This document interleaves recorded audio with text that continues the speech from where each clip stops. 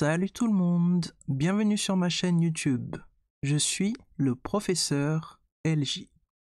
Sur cette chaîne, je vais parler de l'Afrique, de son glorieux passé et parfois des inventeurs afro-américains et d'autres sujets à travers plusieurs livres et thèmes intéressants. Le thème du jour sera le suivant: ces inventeurs afro-américains méconnus et marquants. Et le premier épisode sera sur Granville Taylor Woods, Lewis Howard Latimer, George Robert Carothers, Marie Beatrice Davidson Kenner, Jesse Eugene Russell, Alice Augusta Ball et Patricia Hera Batt. Débutons avec Granville Taylor Woods. Il est un inventeur afro-américain. Il est né le 23 avril 1856 dans la ville de Columbus, dans l'État de l'Ohio, aux États-Unis. Granville Woods a été surnommé le Edison noir, grâce à ses compétences prolifiques et inventives. Il a déposé près de 60 brevets au cours de sa vie. Il est également le premier Américain d'origine africaine à avoir été ingénieur en mécanique et électricité après la guerre civile américaine de 1865. Ces derniers brevets concernaient principalement des appareils électriques. Une de ses inventions était un transmetteur téléphonique amélioré. L'avantage de cette invention est que les sons diffusés sont plus audibles et plus puissants, permettant même de communiquer sur une plus longue distance.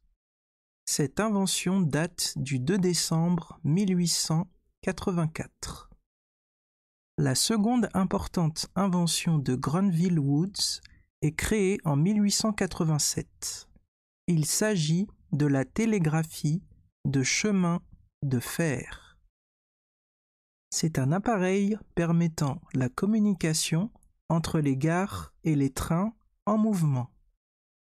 Cette invention a permis de prévenir les accidents de train. Grâce à Granville Taylor Woods, les voyages en train étaient beaucoup plus sûrs.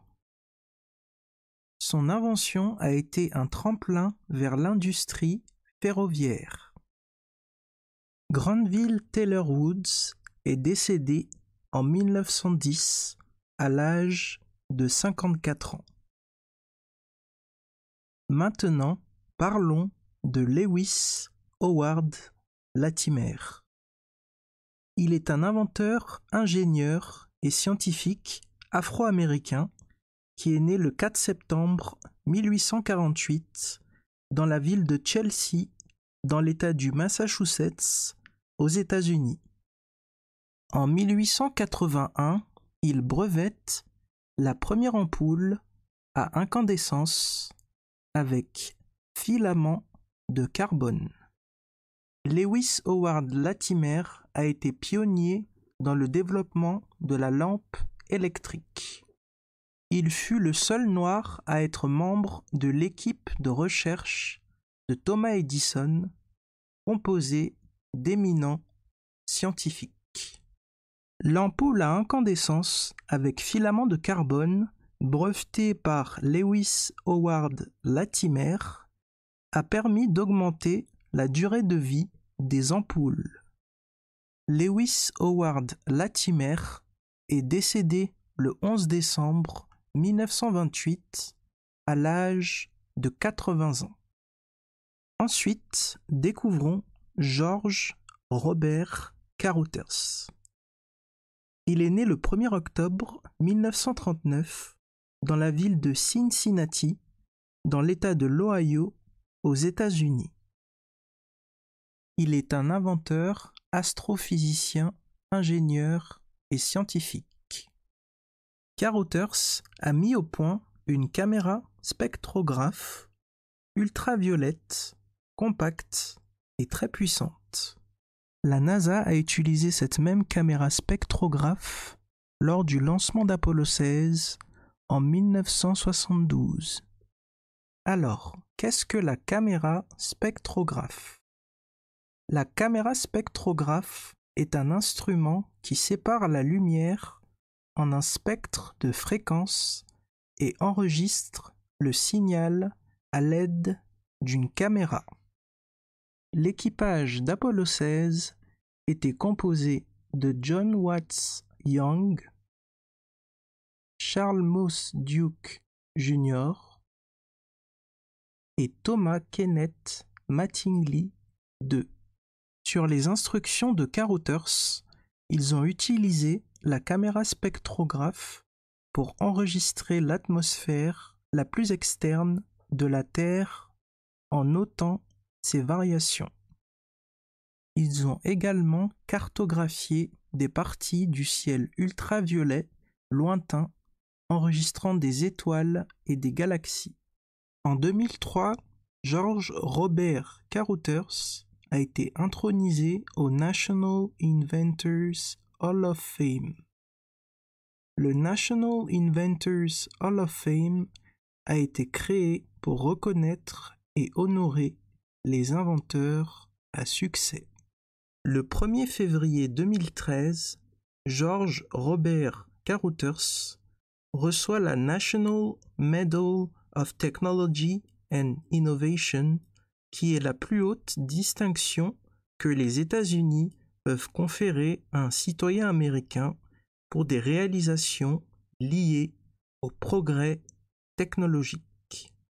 George Robert Carothers a reçu cette récompense du président des États-Unis, M. Barack Hussein Obama. George Robert Carothers est décédé le 26 décembre 2020 à l'âge de 81 ans. Bien, passons à Marie-Béatrice Davidson Kenner. Elle est une inventrice afro-américaine qui est née le 17 mai 1912 dans la ville de Monroe, dans l'État de Caroline du Nord, aux États-Unis. Son premier brevet a été déposé en 1957 pour la ceinture sanitaire. Bien qu'elle ait initialement inventé la ceinture sanitaire dans les années 1920, elle n'avait pas les moyens d'acheter un brevet. La ceinture sanitaire visait à empêcher les fuites de sang menstruelles sur les vêtements, ce qui était un problème courant pour les femmes à l'époque. Marie-Béatrice Davidson Kenner est décédée le 13 janvier 2006 à l'âge de 93 ans. Enchaînons avec Jesse Eugene Russell. Il est un inventeur afro-américain. Il est né le 26 avril 1948 dans la ville de Nashville, dans l'État du Tennessee, aux États-Unis. En 1988, Russell a créé le concept du téléphone numérique sans fil. C'est l'ingéniosité de Russell et la création de l'appareil mobile qui ont permis au téléphone mobile d'être pratique et abordable aujourd'hui. Découvrons maintenant Alice Augusta Ball. Elle est une chimiste afro-américaine. Elle est née le 24 juillet 1892 dans la ville de Seattle, dans l'État de Washington, aux États-Unis. Au cours de ses études, elle copublie avec un professeur un article de 10 pages dans la prestigieuse revue scientifique Journal of the American Chemical Society. C'est à l'époque une réalisation rare pour une femme et d'autant plus pour une femme noire aux États-Unis. Après ces études brillantes, Alice Augusta Ball reçoit de nombreuses offres de bourses d'études. Elle choisit d'effectuer une maîtrise en chimie à l'université d'Hawaï qui se trouve à Honolulu sur l'île d'Oahu à Hawaï. Elle sera la première femme afro-américaine diplômée de l'université d'Hawaï en 1915. À l'université d'Hawaï, Alice Augusta Ball travaille sur les propriétés de l'huile de Cholmugra. Cette huile est utilisée dans le traitement contre la lèpre. Le remède présente un défaut sévère. Épaisse et collante, l'huile n'est pas efficace en application externe et elle est douloureuse en injection. Et son goût âcre empêchait d'utiliser l'huile de Cholmugra par ingestion. Et son goût âcre faisait vomir les patients. Maintenant, je vais expliquer ce qu'est l'huile de Cholmugra. L'huile de Cholmugra est une huile végétale produite à partir de différentes espèces d'arbres appartenant au genre des Hypnocarpus. On retrouve ces arbres notamment en Inde et en Chine. Les graines de ces arbres sont utilisées pour extraire une huile épaisse et à l'odeur marquée. Ainsi obtenue, l'huile de Cholmugra est utilisée depuis plusieurs siècles à des fins thérapeutiques. Elle est aujourd'hui de plus en plus prisée pour son usage dermatologique et cosmétique. À peine âgée de 23 ans, Alice Augusta Ball met au point une technique permettant d'isoler l'estéréthyle des acides gras de l'huile de Cholmugra. Cela a permis de rendre l'estéréthyle des acides gras de l'huile de Cholmugra soluble dans l'eau. Connue comme la méthode Ball, ce procédé permet de rendre le remède injectable. Au cours de ses recherches, Alice Augusta Ball tombe gravement malade. Elle rentre à Seattle pour y recevoir des soins. Elle meurt en décembre 1916 à l'âge de 24 ans. Arthur Dean, chimiste et président de l'université d'Hawaï, poursuit les travaux d'Alice Augusta Ball et publie les résultats. Il ira jusqu'à renommer le procédé d'Alice Augusta Ball méthode Dean, jusqu'à ce qu'un docteur ayant travaillé avec Alice Augusta Ball sur les propriétés de l'huile de Cholmugra rétablisse la vérité. En 1818, un médecin hawaïen rapporte que 78 patients atteints de la lèpre ont pu quitter l'hôpital après avoir reçu le traitement mis au point par Alice Augusta Ball. Remède qui restera le plus efficace jusque dans les années 1940. En 2000, l'ancienne lieutenant-gouverneur d'Hawaï, Masikeiko Hirono, a déclaré le 29 février journée Alice Ball, qui est désormais célébrée tous les 4 ans, principalement à Hawaï et dans certaines autres régions des États-Unis. Enfin, terminons avec Patricia Hera Batt. Elle est une ophtalmologiste et chercheuse afro-américaine. Elle est née le 4 novembre 1942 dans la ville d'Harlem, dans l'État de New York, aux États-Unis. Elle a étudié à l'université Howard, aux États-Unis, pour obtenir un diplôme en médecine. En 1981, Patricia Hera Batt commence à travailler sur son invention la plus connue, qui est la sonde laser phaco. En exploitant la technologie laser, l'appareil a créé un traitement moins douloureux et plus précis de la cataracte.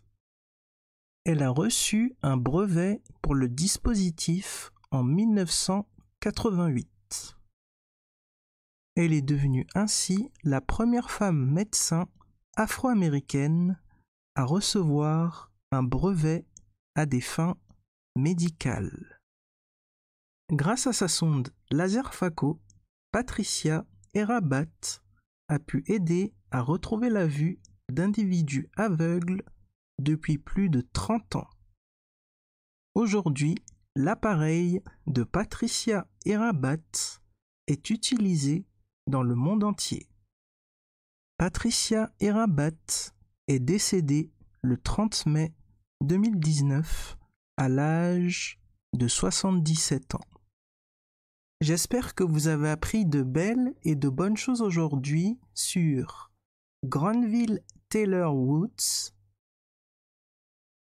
Lewis Howard Latimer, George Robert Carothers, Marie-Béatrice Davidson Kenner, Jessie Eugène Russell, Alice Augusta Ball et Patricia Erabat.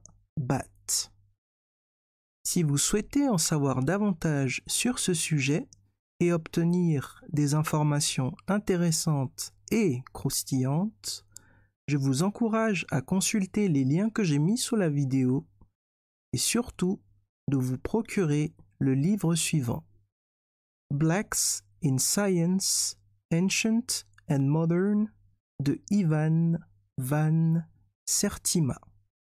Nous arrivons à la fin de la vidéo.